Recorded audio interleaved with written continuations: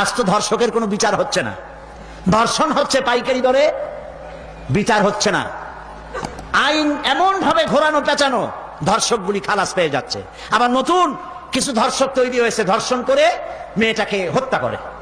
আযানিয়াতু ওয়াজ্জানি ফাজলিদু কুল্লা ওয়াহিদিন মিনহুমা মিআতা জালদা। আল্লাহ তাআলা বলেছেন জেনাকারের শাস্তি হচ্ছে 100 দোররা মারা এবং প্রাণদণ্ড দেওয়া। জেনাকারের শাস্তি প্রাণদণ্ড দাও।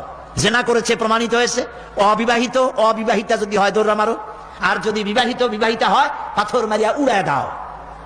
আজ তো ধর্ষকের কোনো বিচার হচ্ছে না, ধর্ষণ হচ্ছে পাইকারি দরে, বিচার হচ্ছে না।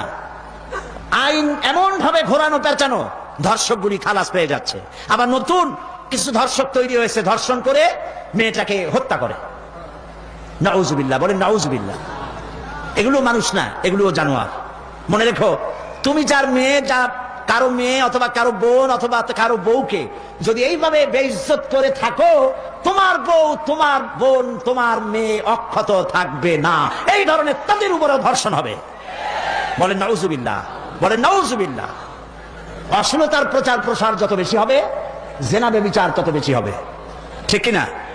তারপরে ডিসেন্টিনার মাধ্যমে হাবিজাবি ছবি এগুলি দেখানো বন্ধ করতে হবে। বিবাহ সহজ করুন, অশ্লীলতা বন্ধ করুন, জেনা ব্যভিচার ধর্ষণ এমনি কমে যাবে। আলহামদুলিল্লাহ বলে।